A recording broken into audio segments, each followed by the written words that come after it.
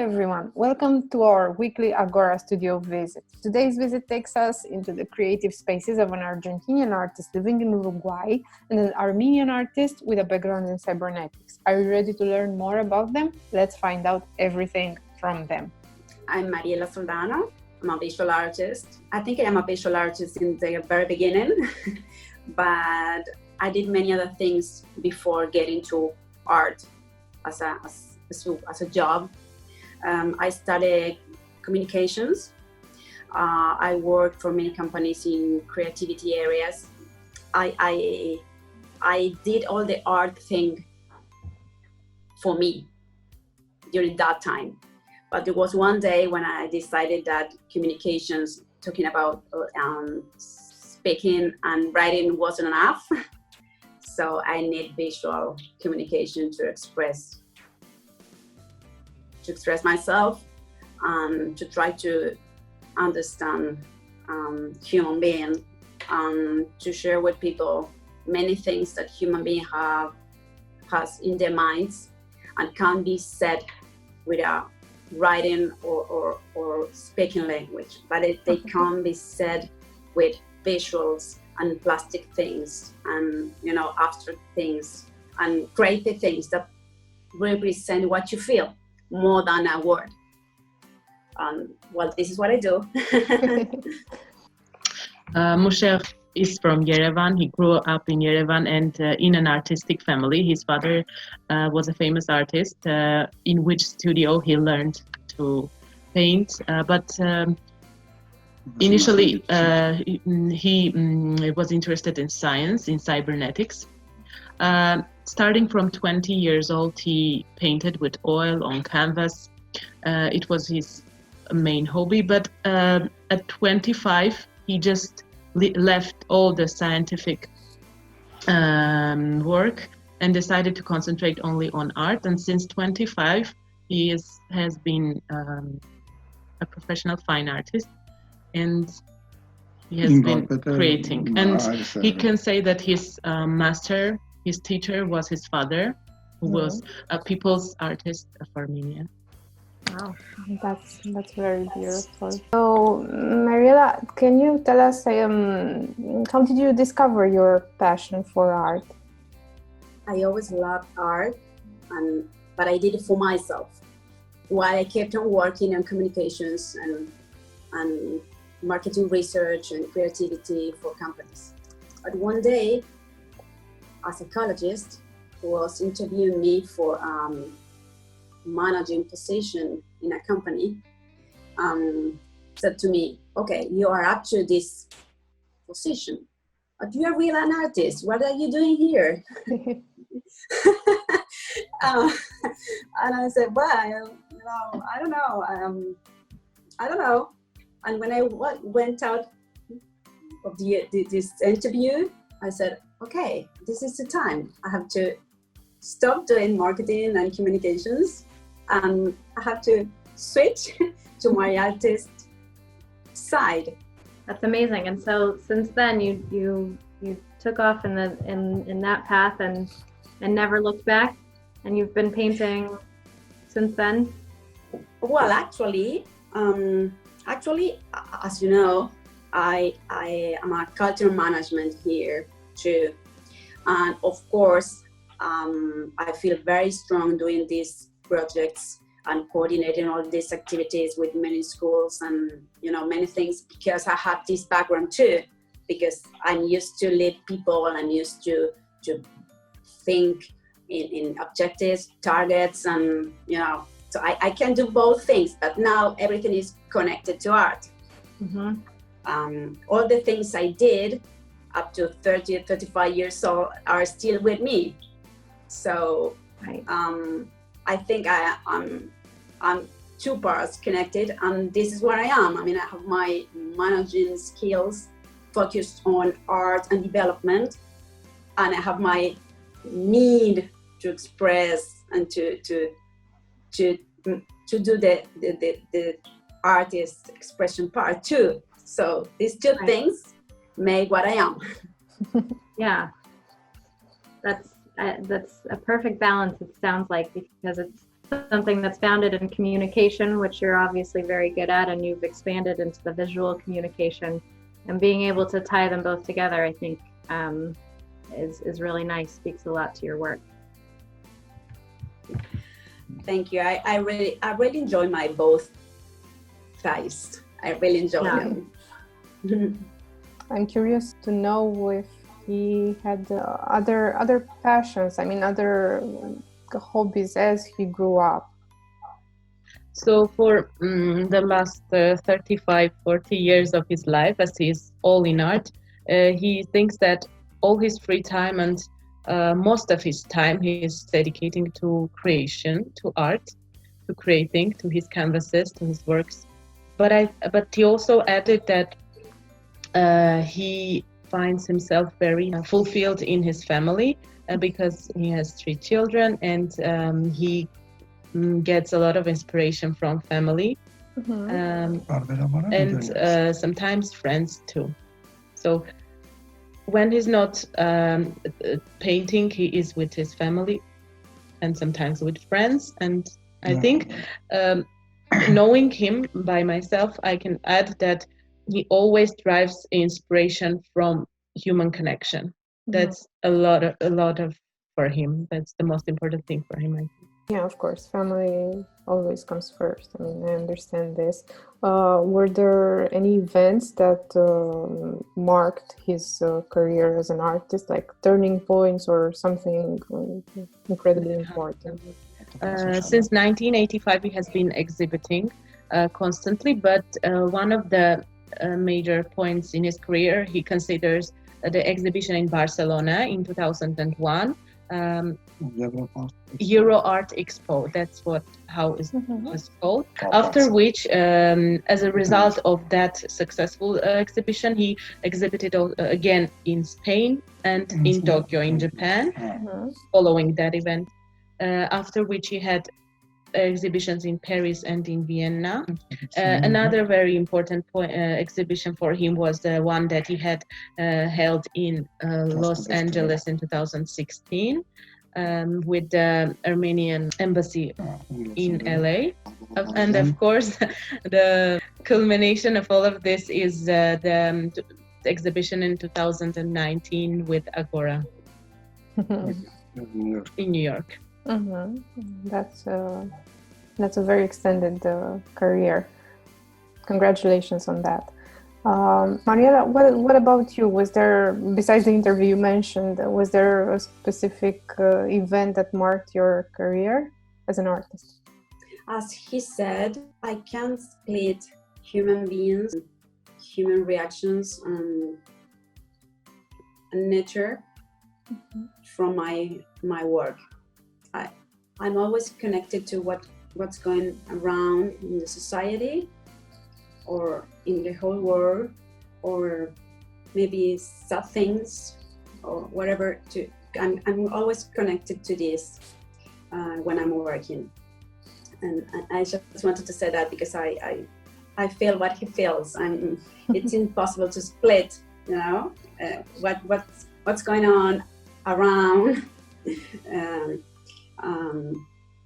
And I feel the same he feels. I really liked an exhibition I did, France Alliance. I did a very, very nice exhibition there connected to music.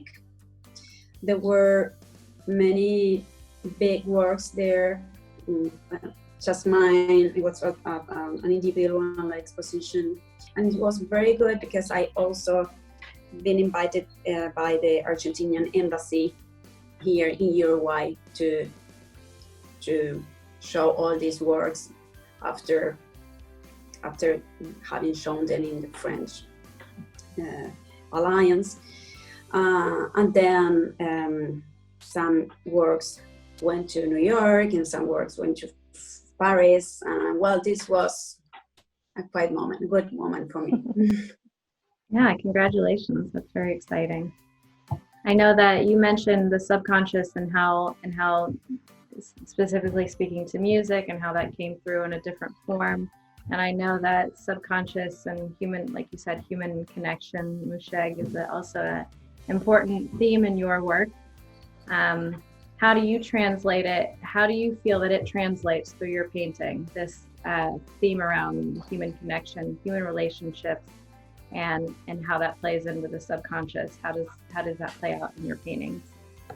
My father firmly believes him to be expressionist in his nature, and thus most of the time he's working intuitively, and that's the magic of art, that you can't really explain and bring into words what's happening to you when you try to do what has come to you as an inspiration. So for example, when he's in nature, he loves to paint in nature. When he's in nature and he's looking into the field and trying to put it on the canvas, he tries to eliminate all the borders that can be between him and the nature. So it's the pure expression there. When working at home, it's all intuition and subconsciousness mostly activated. That's what he thinks. Exactly. So you both sent me some images of your artworks. Let's take a look.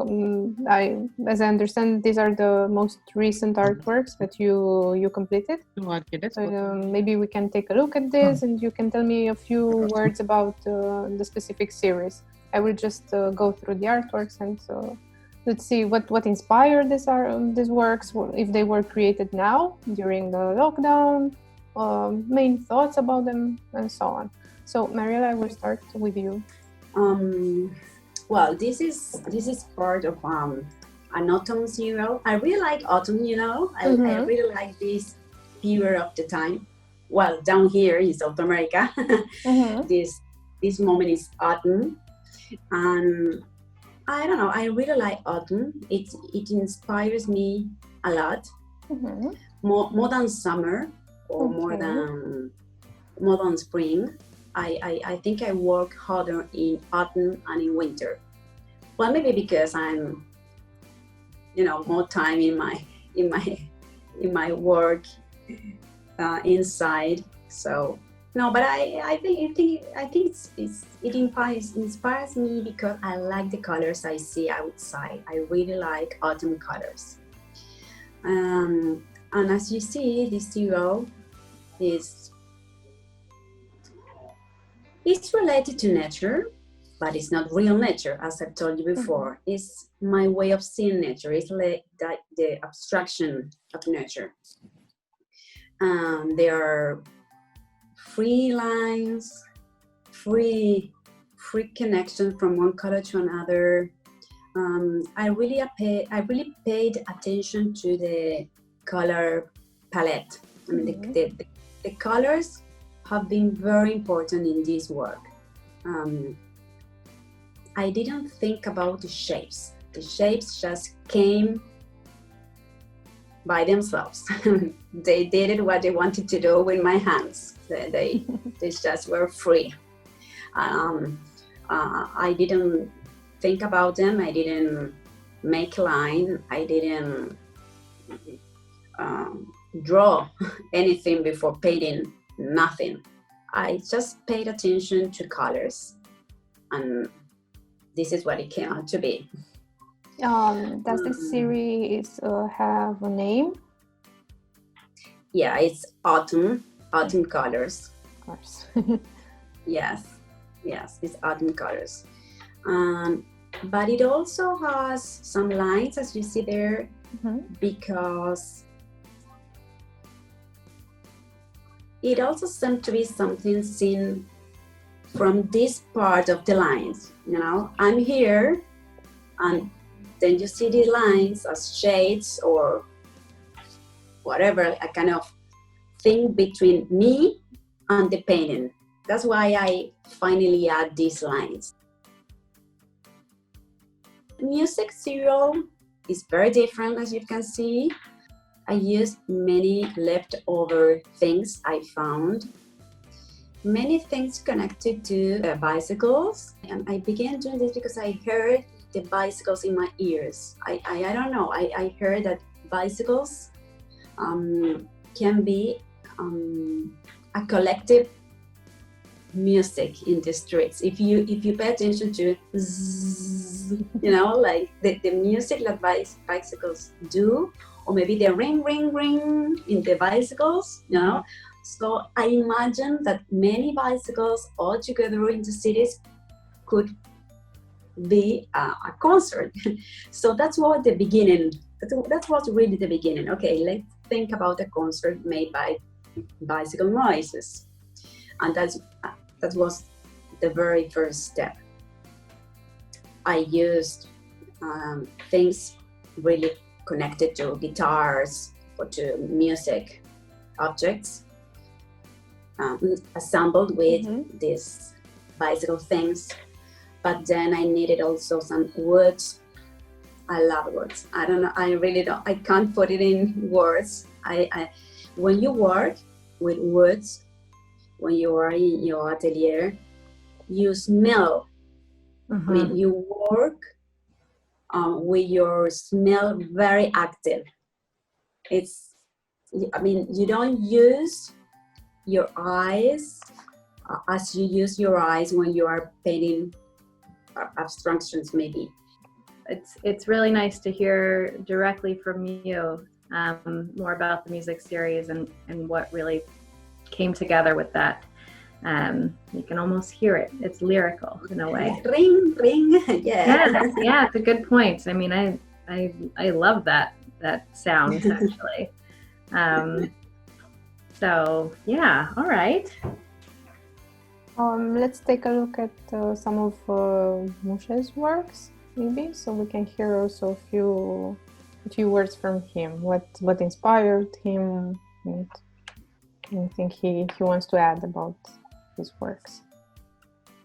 Since 1988, he has done, until now, he has done nine self-portraits. Oh, okay. Only 9. I mean, he tells that it's like little number, but 6 of them have been bought. It's interesting that painting a self-portrait for him, it seems like it's the most natural thing. He looks at himself and he paints without even a little hesitation about any line.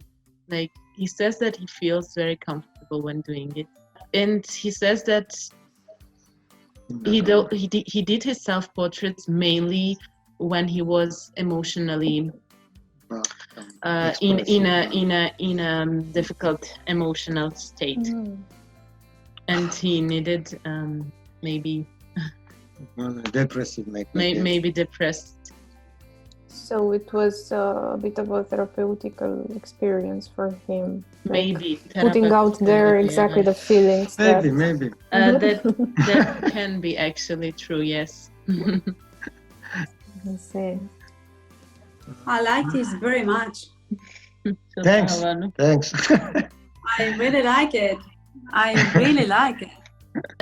About this painting, a few words. When he came back from New York, he had this large canvas at home, at the studio, that he didn't particularly like. It was a completely different painting. It was fruits and composition of fruits, and he completely changed it one day, and this turned out just when he came back from New York. I see.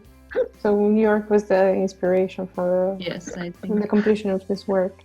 There was a period in his life that he used to work with red and black a lot, which was beginning 2000 and until recently. And this is one of those. By the way, the self-portrait is also in red and black. Yes, because it falls into that period where he was mainly on red and black. This is oil, but recently he has been also practicing mixing acrylic or oil. Yeah, I see. This newer artwork is also oil. Yes, and my dad says that just like Mariela, my dad is also very much inspired by autumn, because the colors, of course, of autumn, they are very, very inspiring. And We have very vivid and beautiful autumns in Armenia. That's why it's very inspiring. And this one was paint actually. This is an actual alley of one of our famous gardens, in our city. How beautiful. It reminds me a bit of Van Gogh, maybe the colors. Maybe. Maybe, yeah. True. I love the texture that you incorporate. Is that intentional, or is that just a result of working the painting? I know you paint in oil. I'm always curious as to that technique. I'm an oil painter as well, so I love to hear how you go about building up that texture. So since Mushegh is likes to work with layers, and it takes a long time for one painting for him to be over. That's why layer after layer, week after week, that's where that texture comes.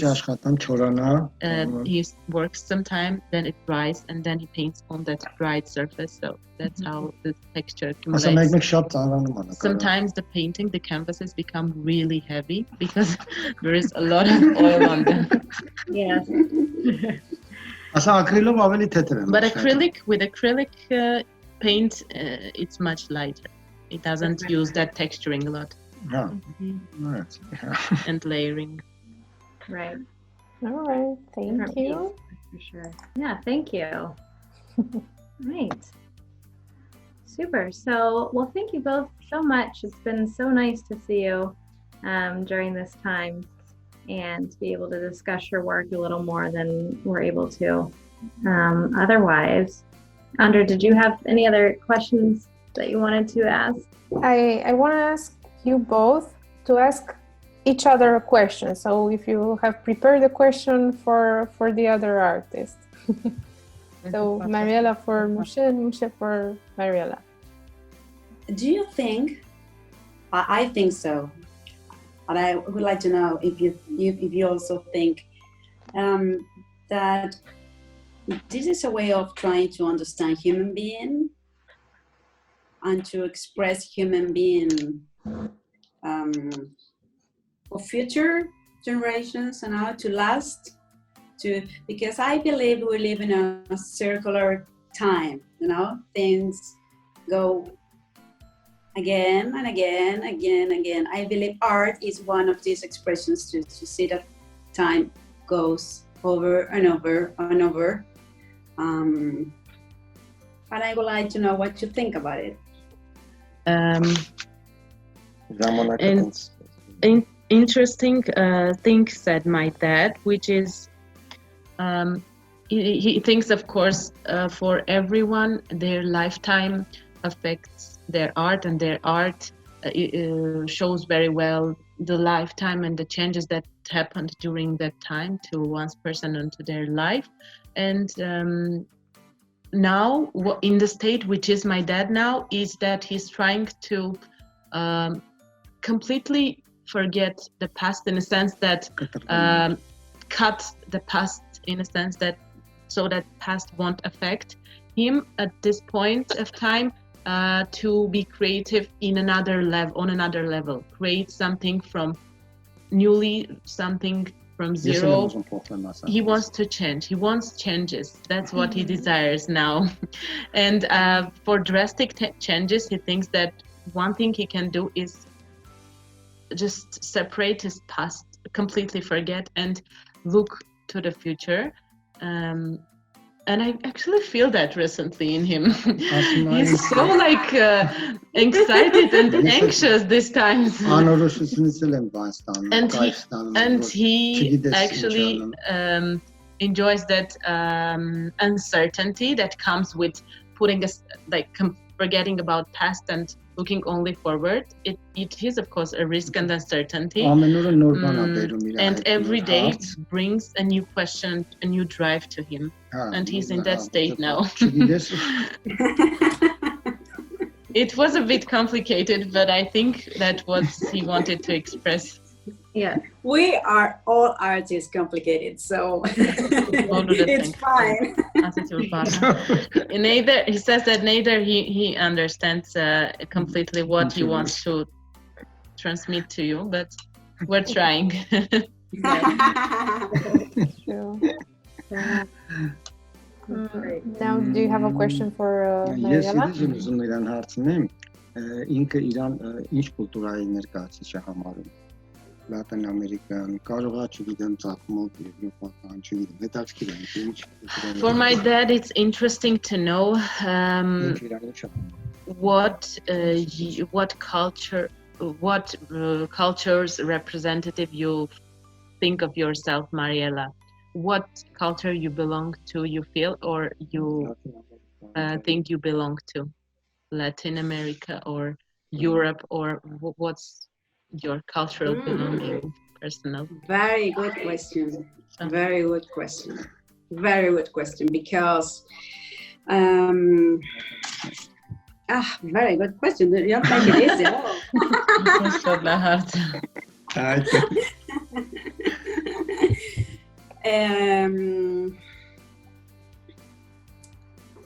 South America is different if you live in Peru, in Bolivia, in Colombia, in Venezuela.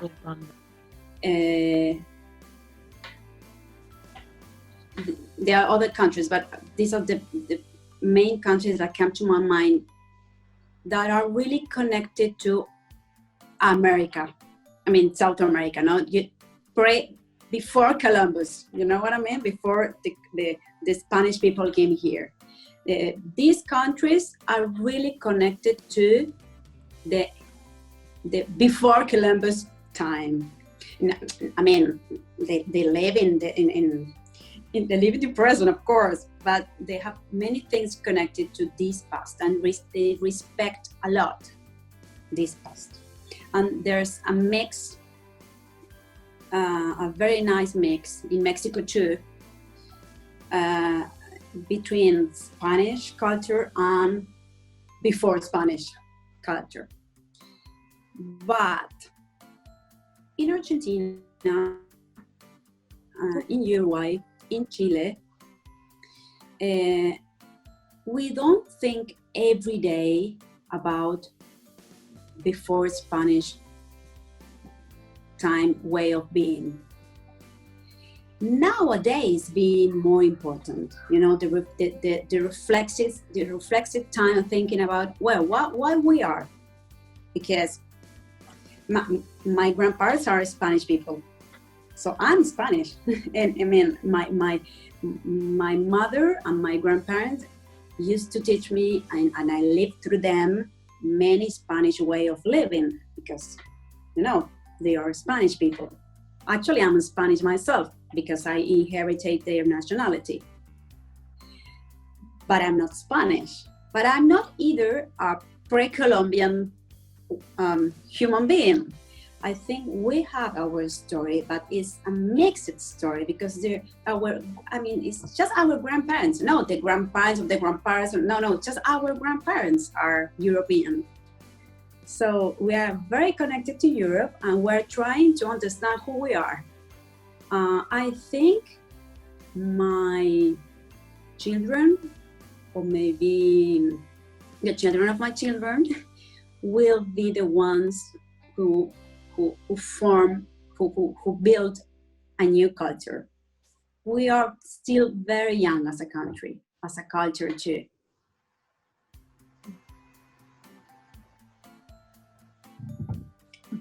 Thank you very much. It was really insightful. Yes, thank you. Yeah, it's an interesting perspective. There's so many different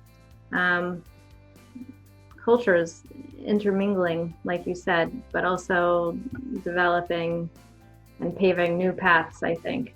That's exciting to know. All right. Well, thank you both so much. And did anyone else have any other questions? No, it's been very, very nice to share this time with you all. Yeah, it is really nice. I know we're all at home, so it's nice to change it up and get a glimpse elsewhere, for me at least. Yeah. Thank you. For us too. We really enjoyed this talk, despite the Zoom situation. Yeah. We really felt the connection. Thank you. Good. Thank Yeah, you so much for joining us. thank you. Evet öyle kaldık. We'll meet again, my dad says. Of course, we have to. Well, we will meet again. Absolutely. All right. Thank you very much for all. Yes, thank you. We'll see you Merci. soon. Stay well. All Thank right. you. Thank you. Thank you. Bye. Bye.